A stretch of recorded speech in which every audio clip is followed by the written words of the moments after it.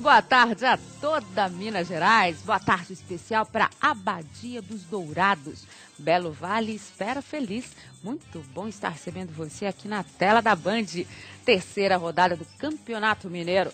Em Sete Lagoas, Arena do Jacaré, Cruzeiro e Atlético. Desta vez parece que não teremos mistérios nas equipes.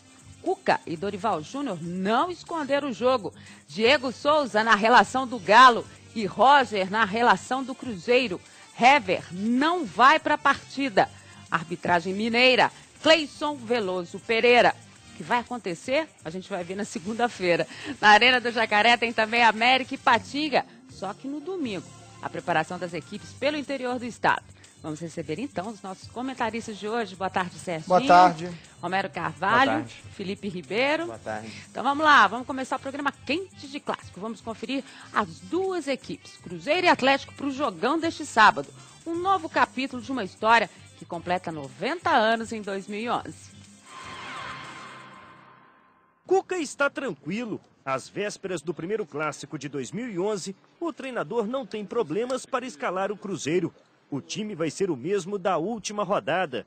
Pablo permanece na lateral direita, Leandro Guerreiro no meio-campo e o Wellington Paulista no ataque. A escalação já é bem conhecida pelos torcedores. A base do time é a mesma há 4 anos, período que a Raposa não perde para o Galo em campeonatos mineiros. São 8 jogos, 6 vitórias e 2 empates. E Leandro Guerreiro, que participa pela primeira vez do confronto, já está bem adaptado ao time cruzeirense. Eu estou aqui para ajudar e para onde o Cuca precisar, eu estou à disposição. A gente sabe que vai ter que lutar, que vai ter que brigar muito para manter a titularidade, né? Então, só que eu vim aqui para disputar vaga. Aqui no Atlético, Dorival Júnior também já tem o time titular definido. A novidade é o zagueiro Leonardo Silva. Ele vai estrear pelo Galo justamente contra o ex-clube. Leonardo Silva substitui o capitão Hever, vetado pelo departamento médico. O ex-cruzeirense teve a estreia antecipada por Dorival Júnior. Depois de 8 meses, se recuperando de uma cirurgia no joelho, Leonardo Silva entra para reforçar o sistema defensivo.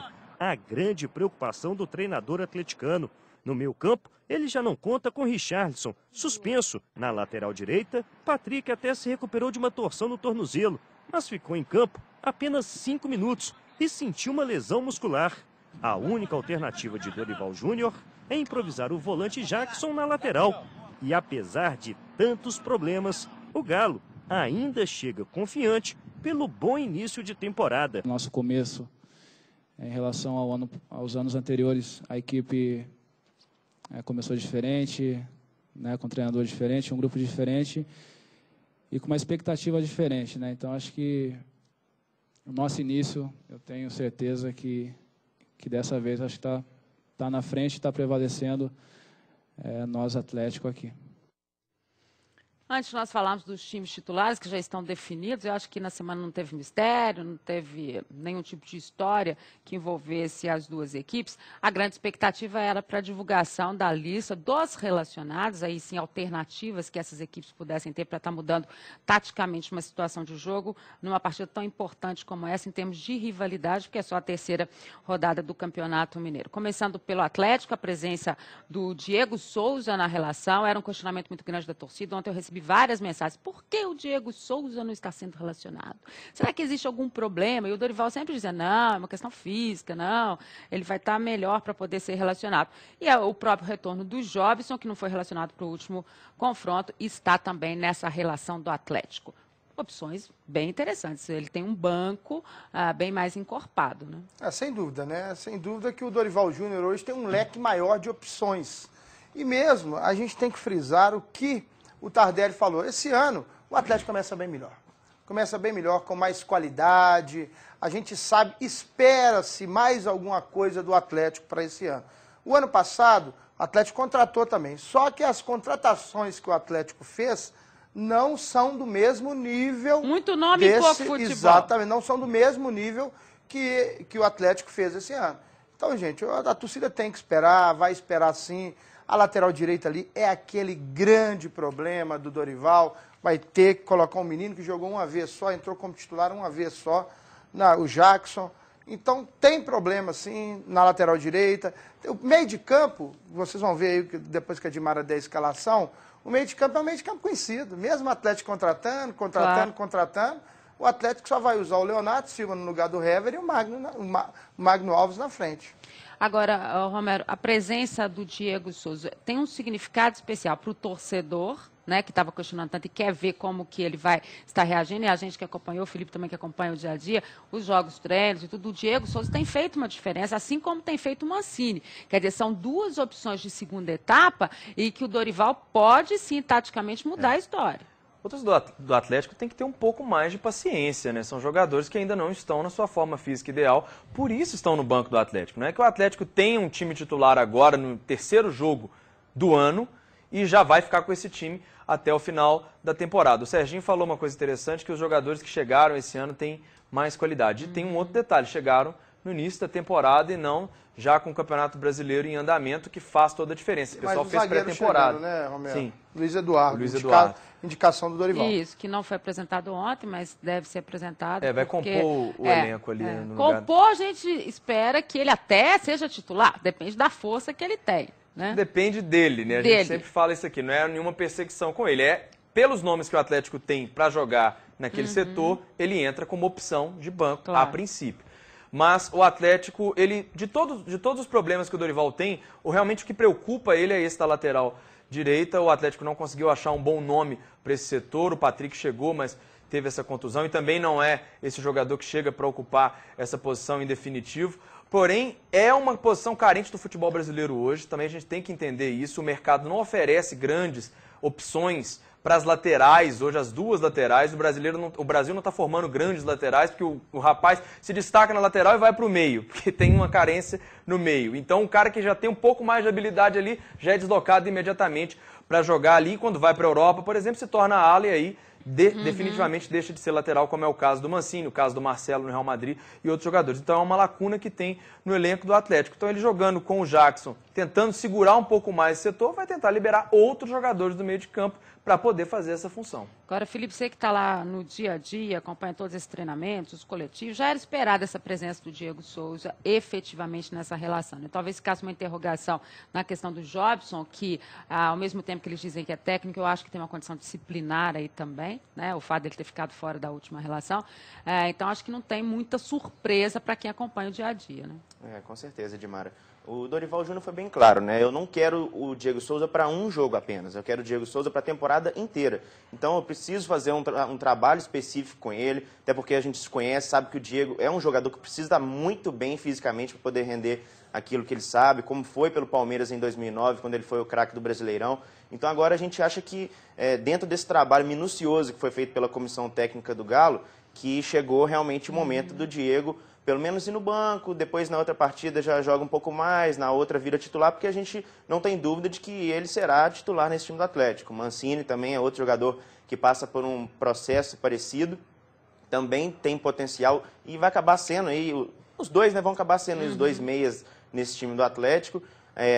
Tem a opção também do Jobson, né, mais um atacante no banco, quer dizer, o Atlético tem hoje 3 jogadores no banco que eram, pelo menos na teoria, considerados titulares para esse começo de temporada. Então vai um time mais forte. Com relação à lateral direita, né, Dimara? O Romero até falou bem ali que é uma posição que acaba gerando improvisações. O clássico em si vai ter as duas laterais direitas com improvisações. É o clássico, né? Da lateral direita. O Pablo pela direita no Cruzeiro também não é um jogador da função. A gente viu que até ele jogou bem como volante, né, na estreia.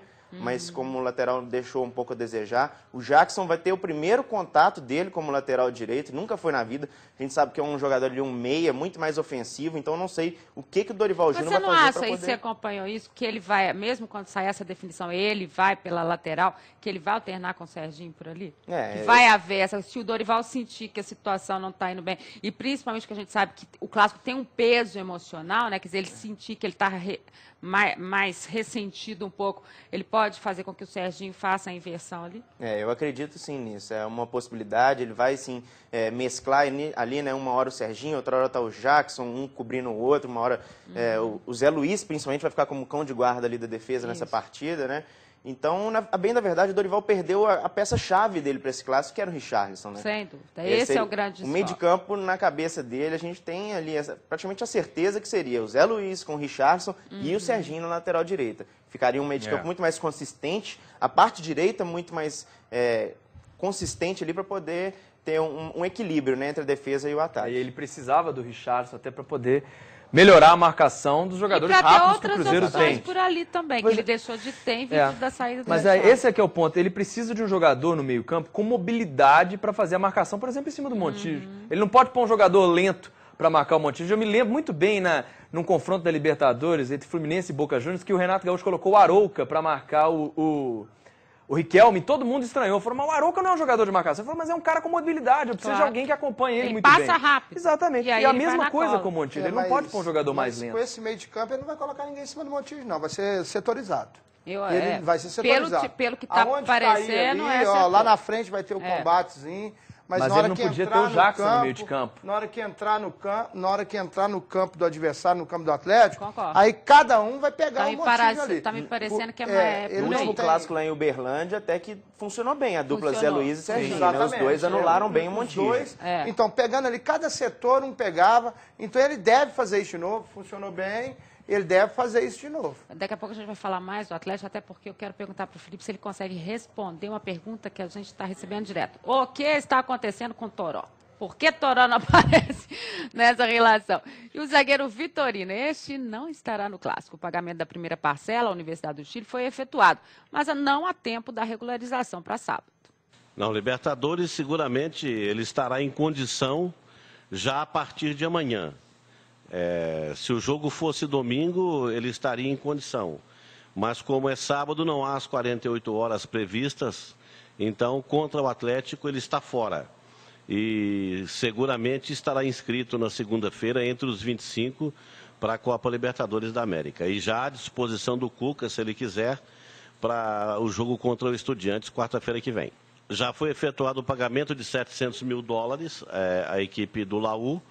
E amanhã seguem as garantias bancárias e em contrapartida vem a transferência do jogador. É uma coisa automática, simples, mas não houve as 48 horas. E não haverá as 48 horas de prazo para que ele possa jogar. Belo relógio do Valdir Barbosa. Um abraço, Valdir. Belo relógio. Na questão do Vitorino, quer dizer, foi efetuado o pagamento, mas, obviamente, como nós dissemos aqui ontem, a regularização, a documentação teria que ter chegado até ontem para que houvesse o tempo hábil para a regularização para o clássico. E nem acho também que era essa sangria desatada para ele fazer essa estreia. Não existe problema em termos de zaga no Cruzeiro nesse momento. Talvez pudesse ser um teste aí já para o jogo da Libertadores, mas, de qualquer forma, ele vai estar apto para a Libertadores, como garantiu o Valdir. E em termos defensivos, o Cruzeiro está tranquilo na zaga. Já não tomou gol esse ano ainda, né? Mesmo assim, mas não foi testado também. A zaga não foi testada. Esse é o primeiro grande jogo dos dois, Esse é o primeiro, exatamente. E o Cruzeiro na quarta-feira, logo na quarta-feira, tem também um jogo muito disputadíssimo contra Estudiantes, a estreia dos dois clubes na Taça Libertadores da América. E aí sim, o Vitorino vai estar presente e vai ser um dos zagueiros. Creio que o Gil deve sair e o Léo vai fazer a zaga com o Vitorino. O Cruzeiro precisa, não tomou gol, Dimar, mas a zaga ainda anda falhando muito, principalmente nas bolas altas na área, as bolas alçadas. Quando o Fábio não sai, ele tem que fazer um milagre. Né? No Cruzeiro, Natália, é um desespero quando vem a bola alta. Ele tem que fazer um milagre. Tanto que ele fez 2 defesas e uma excepcional, uma cabeçada do Gedeon no jogo contra o Vila Nova. Excepcional defesa. Agora, segundo o Flávio, isso que ajudou a acertar a prorrogação do contrato dele rápido. Mesmo que eles estavam conversando, isso aí definiu a prorrogação. E hoje tive uma informação que o Fábio está super feliz. Ele está muito Falaram feliz. Quanto ele estava ganhando, eu não vou divulgar, porque não... E a pessoa que fez o contrato com o Zezé, encontrei com ela hoje, conversamos e ela falou que o Fábio está super feliz, vai encerrar a carreira no Cruzeiro e depois quer ser diretor do Cruzeiro, até comprou cota do Cruzeiro para ficar em Belo Horizonte. Tal aquela identificação que ele teve com a torcida e com a diretoria, com a cidade, com tudo. Agora, ele quer ter uma história no Cruzeiro. Eu queria aproveitar que o Valdir falou do Vitorino, para a gente entrar num assunto, que é a questão da venda antecipada. Ontem fechou com um pouco mais de 5 mil, né? O pessoal perguntando, tá baixo, tá baixo.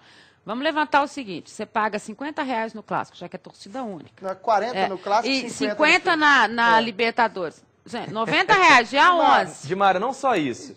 Pro torcedor de Belo Horizonte tem um Mas deslocamento... Mas é só pro torcedor do Cruzeiro, pois né? Não, específico. o que eu quero dizer é o seguinte, pro torcedor de Belo Horizonte ainda não é só o ingresso. Tem um deslocamento até Sete Lagoas. É verdade. Que é dispendioso. O cara não vai pro estádio e não consome nada. Tem o consumo dele no estádio. Água, R$3, tá bom? Se for com Um filho, calorão então, daquele. coleta da hora. Família. Você Exatamente. não sai por menos de mais R$100. Você não vai sozinho Não, até vai Sete sozinho. Lagoas. Eu escrevi uma matéria sobre isso ontem. O futebol de alto nível hoje está muito caro. É. Muito caro. São clássicos, são jogos importantíssimos, mas é caro. Caro assim, caro para o nível salarial do brasileiro hoje. E que mais, a maioria ganha um salário mínimo, gente. E um outro detalhe, o estádio não oferece o conforto que eles estão cobrando. O estádio de Sete Lagoas ficou ótimo, não vou criticar o estádio, eu acho que ele é bem gostoso de assistir o jogo, próximo ao jogador, cadeiras confortáveis. Agora, não é um estádio inglês, que lá o cara cobra 50 libras e ok. Lá. Não tem esse nível de conforto para você chegar, estacionamento, saída. Tudo é muito complicado. Você chegar no estádio não é tão simples em dia de jogos com público um pouco maior. Você sair do estádio também é complicado. Aí você tem que enfrentar aquela estrada que não é tão impressionantemente boa assim para você fazer ela à noite. O Romero, que não é esse que está falando, é o que está falando Xará. do meu ponto, está lembrando, porque ele vai lá na arquibancada. Ele É o dá sol da muleira. ele vai. Não, que tem muitos também. pontos no estádio em que Certo. o alambrado atrapalha o torcedor de estar visualizando a partida. Exatamente. Alguns amigos meus que estão indo, gente, não estão aguentando o sol. A gente até fica na cabine, a gente não sente tanto, mas sente o calor ainda, né? Vai lá para baixo fazer Agora vai reportagem, tomar você vê aquele que sol na delícia. muleira, né? Meu filho. E fica aqui até um registro com relação a essa questão do estádio, né, da comercialização de produtos dentro do estádio.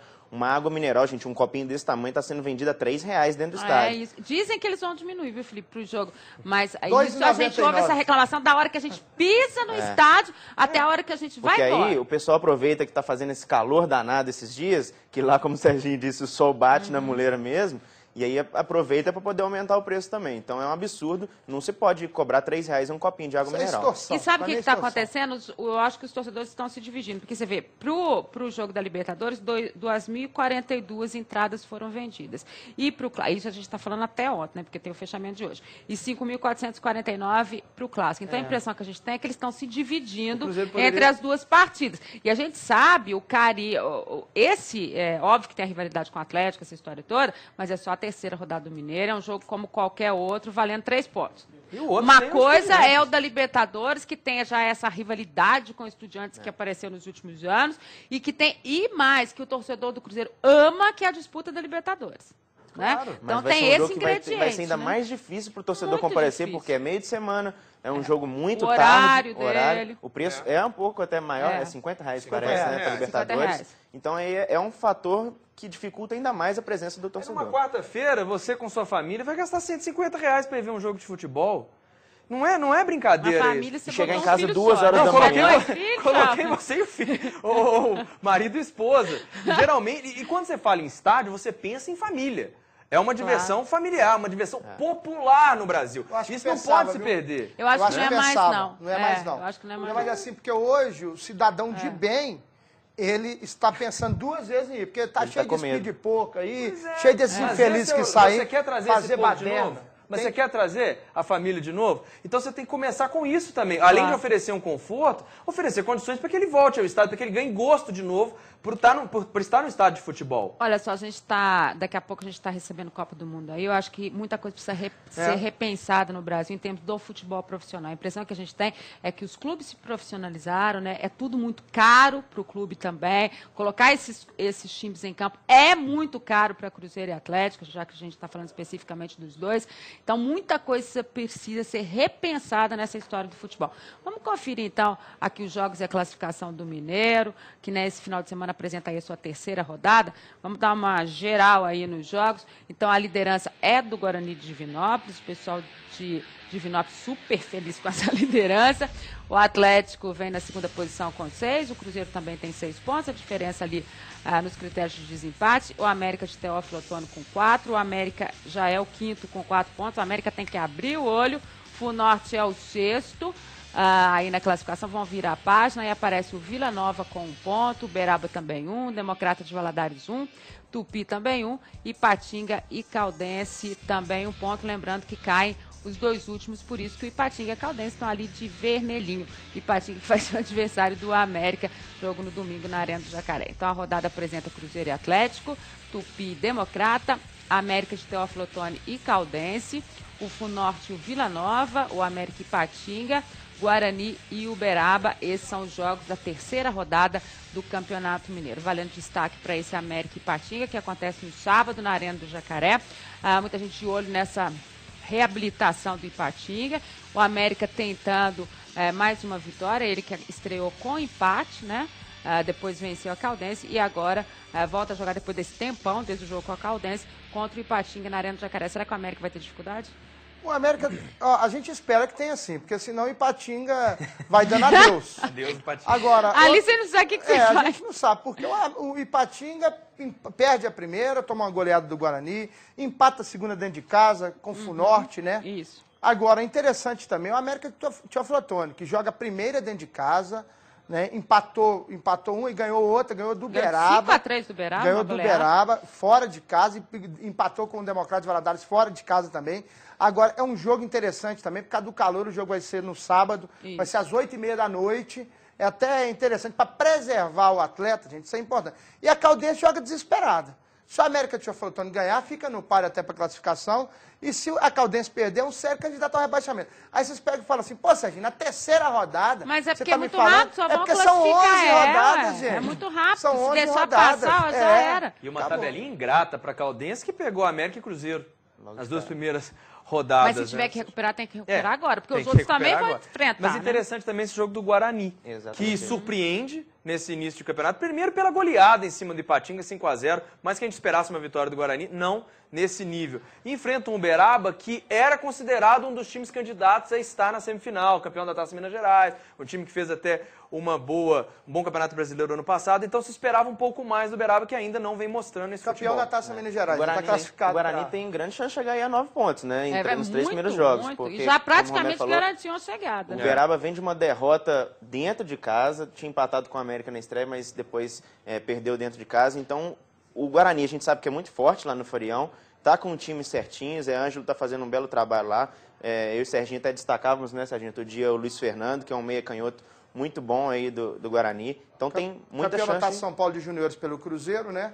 E que, engraçado, teve uma passagem pelo Ipatinga, né, exatamente. Felipe? Mas não foi tão bem. E esse ano eu vi os 2 jogos. A gente grava jogo e fica assistindo depois, né, Dimar? E ele jogou bem.